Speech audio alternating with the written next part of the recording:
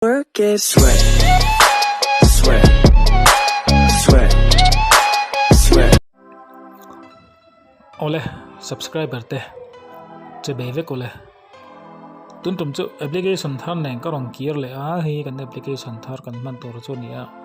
hei kan sui deuh la ka nga vuk ta kan bula kan bui deuh la ka re wang ani a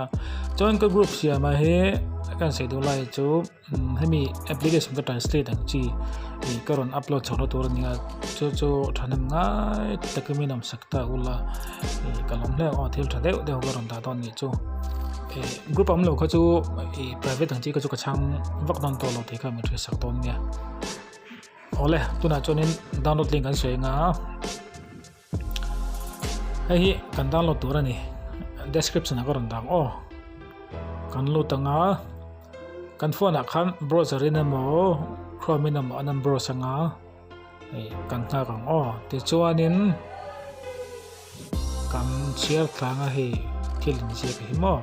min share sak ve nga ti chuanin download ro ti hinga kalam ta hen download ro ti kan lo tanga chuan kan download don nia kan download chuan kan lo tanga chuan heti lai thi lai sak kan kalam thi lai sak kalanga about a hanin lo tang ha ta hian in nei amot tu mi ngoma chuanin hi ka block lu na o tin kan met mai nga direct kan number sa mai don ani ka block a han te kan en lot mai o chuanin to nai kan ti tur ba kan ti sinanga download ro ti hani lo tanga te khen nan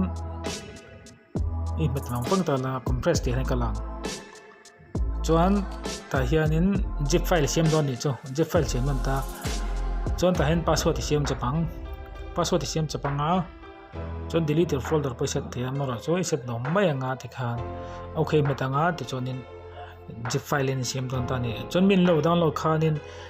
i thone mo ti khan password ti siam ma chu jela ngai don ni chu ka ti kan load thei no ni chu o